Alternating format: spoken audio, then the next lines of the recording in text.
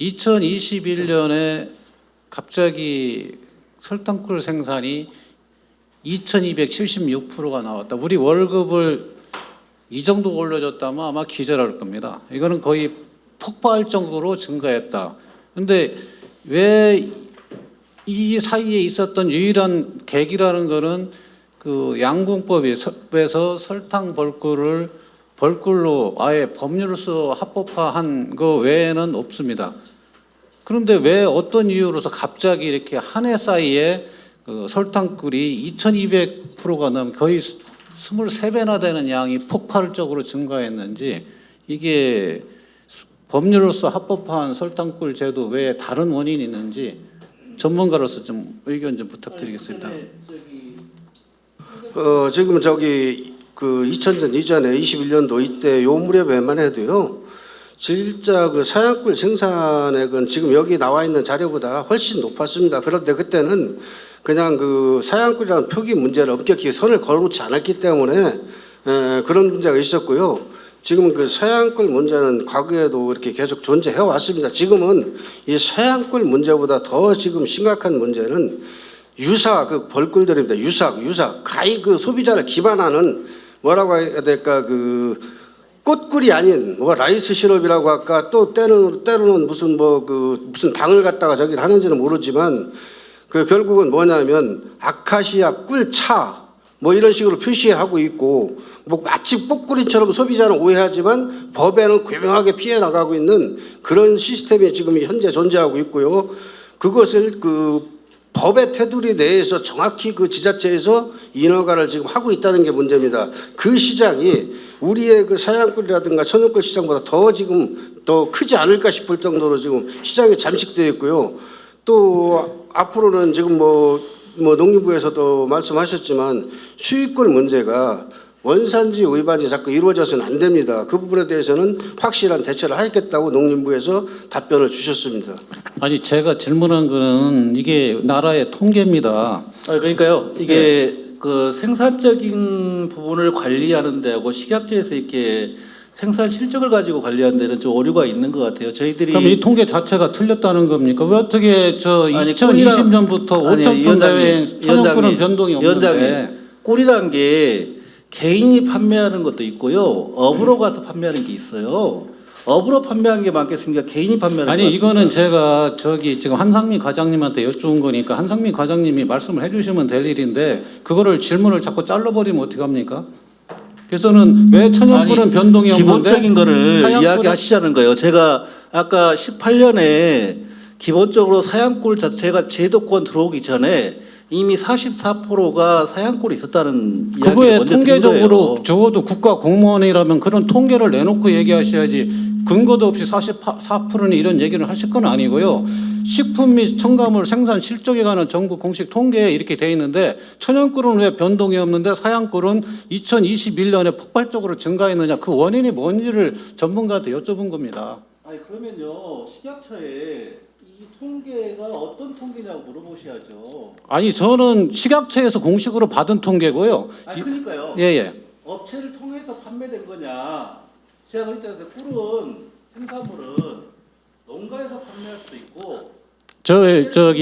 이거는 좀 아닌 것 같습니다. 식약처에 따로 여쭤볼 건데, 우리 그러면은 출처가 식품 및 첨가물 생산 실적이라고 식약처에서 준 거는 그러면은 이게 가짜 통계입니까? 뭡니까? 이거는 나름대로 어떤 거 가지고 한 건지 이따 말씀해 주시죠. 지금 과장님 말씀하신 거는 한상민 과장님 말씀해 주시죠.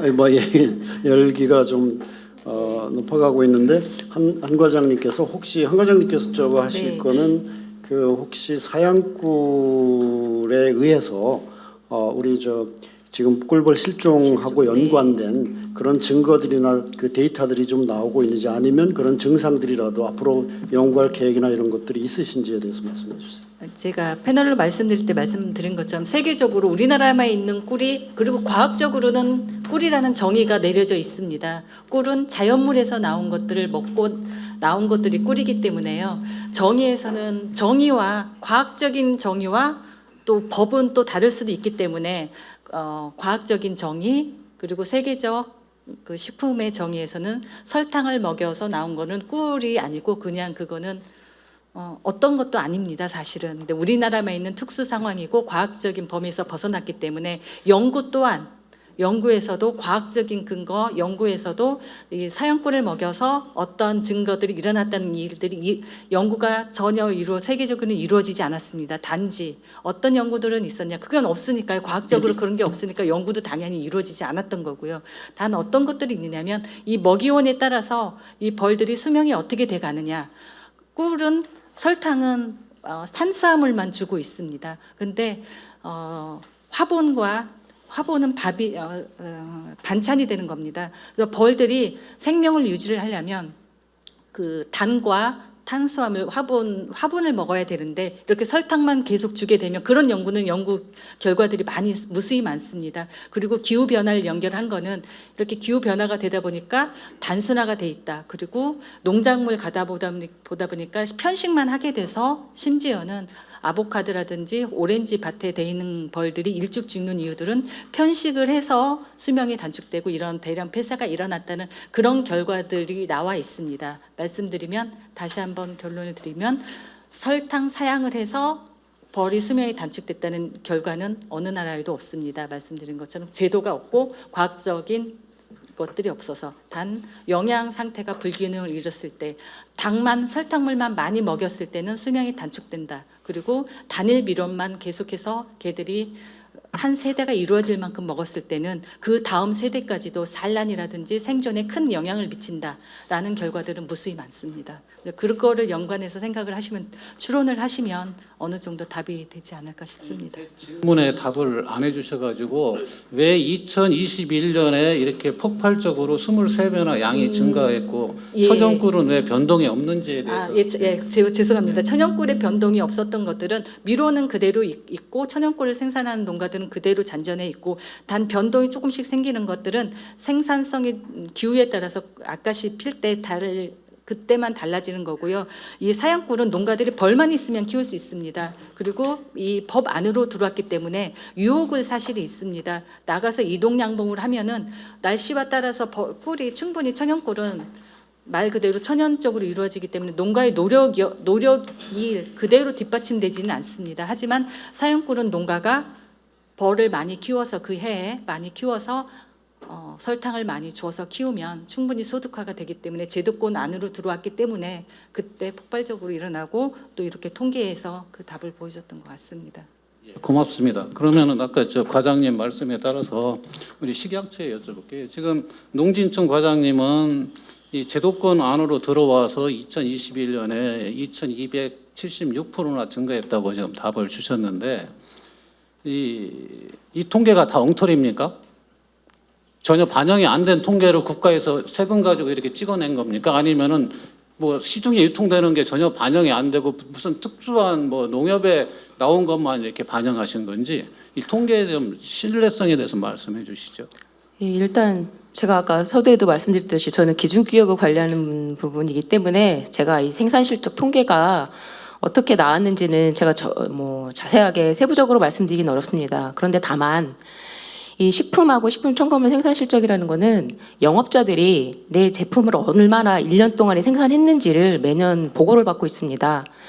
그래서 제가 지금 아까 농식품부의 과장님 말씀하신 것처럼 개인이 갖고 있는 것까지 이거를 포함하지는 않습니다. 네, 이거는 제가 그 정도로 말씀드리겠습니다. 신뢰해도 된다는 얘기입니까? 아닙니까?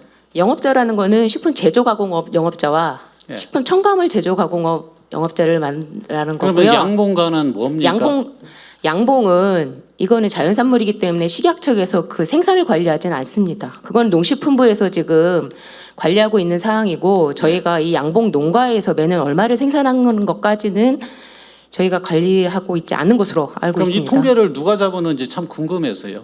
아니, 위원장님 통계는 맞아요. 네, 통계는 저희 제조가공업 통계이기 때문에 이 통계는 맞습니다. 네, 그 정도로 하고 오늘 그 토론이 너무나 이제 꿀벌 실종 문제도 그렇고 밀원 자원에 대한 아쉬움도 그렇고 사양꿀에 대한 어떤 그 양성화 부분에 있어서는 이것도 마찬가지로 오랫동안 나왔던 얘기입니다. 그래서 한쪽에서는 그 수요가 필요하고 이게 왜 그렇게 됐는지에 대해서 나름 또 이유가 있었던 부분도 있고요. 이런 부분들은 아마도 이제 아까 우리 과장님께서 말씀하셨듯이 이 부분이 나중에 용어상으로도 그렇고 사양꿀에 대한 어떤 그 수요가 시장에서 이게 수요가 양성적으로 가기는 어려운 부분이 있다 그러면 그 부분은 그때 가서 정리가 돼야 되는 그런 부분이고 지금 단계에서는 뭐 어떻게 이걸 우리가 결론을 내리고 사양꿀이 이름이 갑자기 바뀌어야 되는 이런 부분에 대해서는 앞으로 논의가 계속 돼야 될 거라고 그렇게 생각이 듭니다. 오늘 그 주제가 꿀벌 목장이거든요. 꿀벌 목장인데 지금 이 사양꿀이라든가 이 설탕꿀을 제가 전혀 옹호하는 가지고 아니고 저도 그 빨리 퇴치돼야 됩니다. 퇴치되는 게 맞고요. 그런데 중요한 것은 지금 그 꿀벌 목장이라는 개념과 밀원수 식재를 자꾸 우리가 주장하는 이유가 그겁니다. 이 꿀벌이 먹을거리가 충분하고 저기 한다면 우리 농가들이 굳이 노동력 들여가며 사양꿀 뜰 이유도 없고 떠서도 안 됩니다. 또 지금 분명히 천연꿀과 사양꿀을 먹은 벌의 수명 차이는 저도 인정합니다. 그건 그 영양 성분이라든가 이런 것 때문에 그래서 꿀이 좋은 겁니다. 그러면 오늘의 그 저기 토론의 취지에 맞게끔 밀원수 식재를 어떻게 강화를 해서 빨리 하루빨리 우리가 양봉 농가들이 설탕꿀을 퇴치하고 그런 노동력을 감수하지 않고 벌을 미겨 살릴 수 있는가에 초점을 맞춰 주셨으면 감사하겠습니다. 네, 그 부분은 이제 뭐 말씀도 해주셨고요. 그다음에 저희도 뭐 어제 사실은 산림청에서 R&D 과제 평가하는 과정에서도 그런 얘기들이 좀 나오고 했어요. 그래서 그 부분은 산림청에서도 굉장히 과거하고는 다르게 이제 우리 양봉산업진흥에 대한 양봉법이 생겨서 그 부분에 이제 산림청에도 미션이 생겼고 하기 때문에 빠르게 관심이 또 증가하고 있고 또 과제들도 많이 진행이 되고 있습니다. 그래서 그 부분도 진행이 앞으로 될 거다 하는 부분을 제가 말씀드릴 수 있는 거 그 부분이고 우리 이제 이 과장님이 추가 말씀해 주실까요?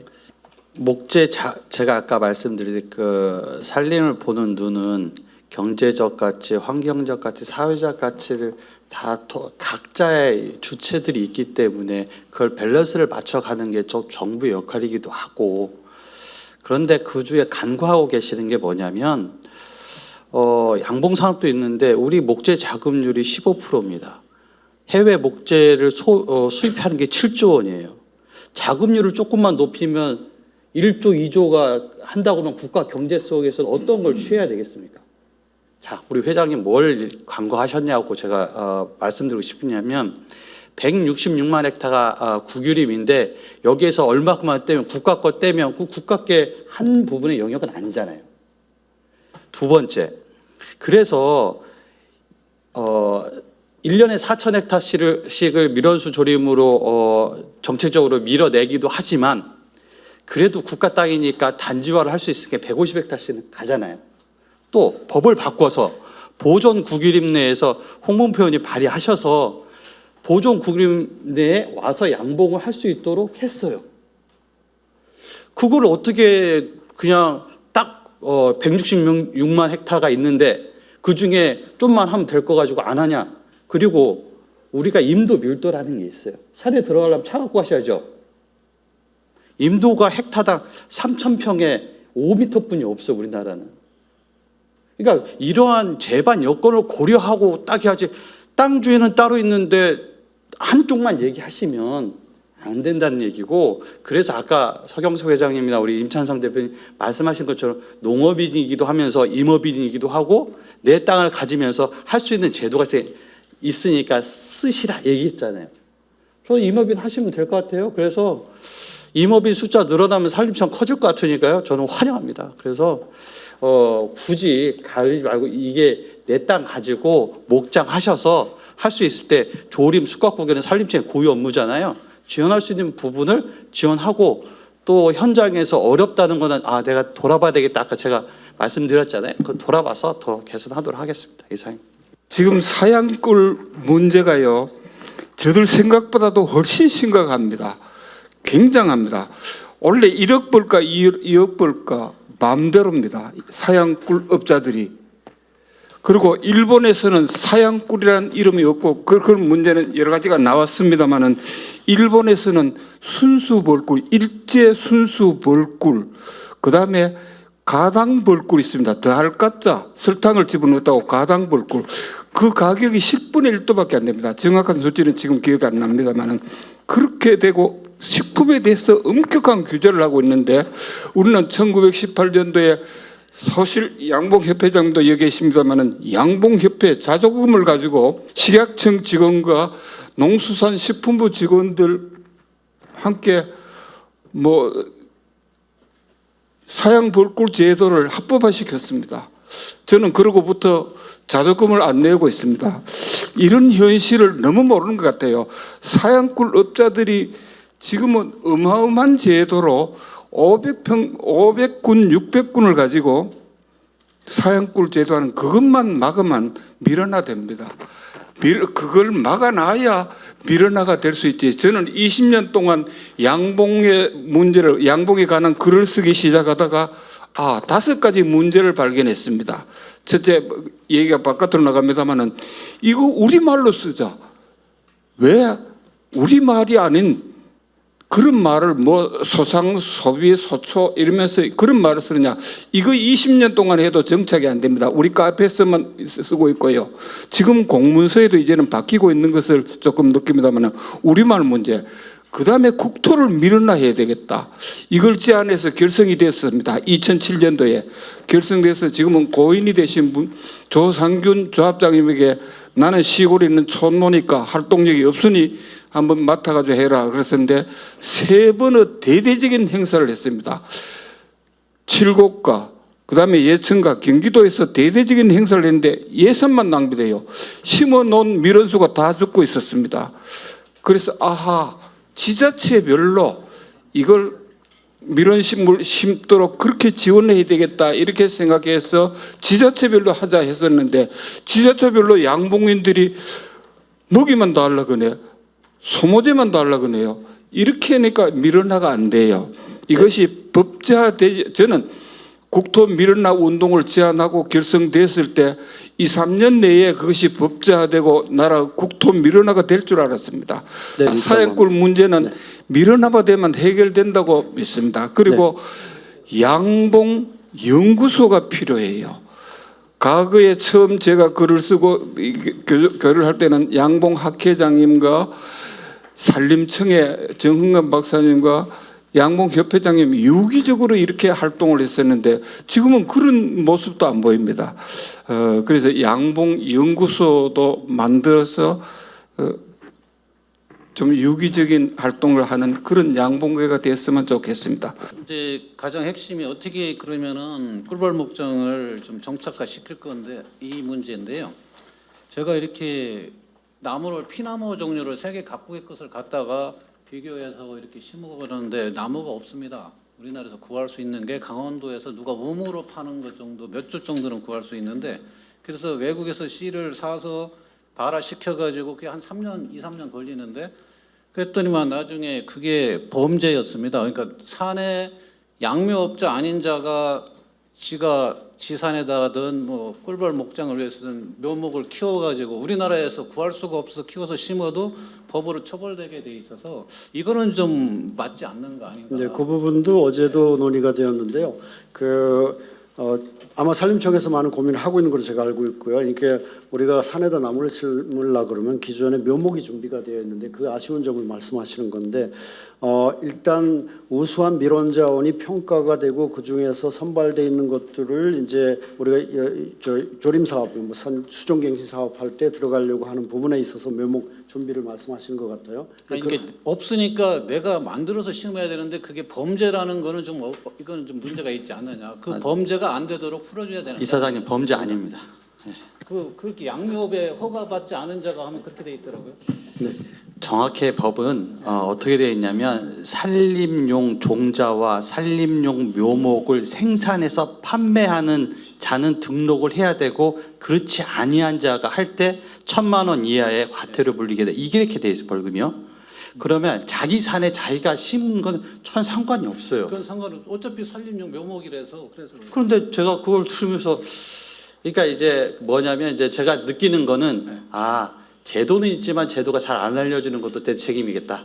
그리고 잘못 오해하시는 것도 정부가 해야 될 일이겠다. 이렇게 느끼지. 제가 지금 마이크 잡는 거는 팩트를 잘 알려드려야 가지 이게 잘못되면 범죄래 이렇게 해가지고 정부가 하는 게 이상하게 되지 않도록 하기 위해서 제가 마이크를 킨 거니까 이해해 주시고 아니 그거는 아닙니다. 아닙니다. 그렇다면은 그 문제는 없는 거고요.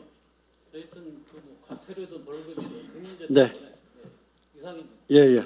뭐 오늘 다 우리 정답을 얻으려고 논의했던 부분은 아니고 거론됐던 얘기들이 아마 앞으로도 계속 논의가 돼서 어쨌든 양성적으로 가야 될 것 같습니다. 민원 자원에 대한 아쉬운 점은 정말로 크고요. 그 부분은 다시 한번 이제 산림청에 계신 이 과장을 비롯해서 많은 그 활동을 기대를 하겠습니다.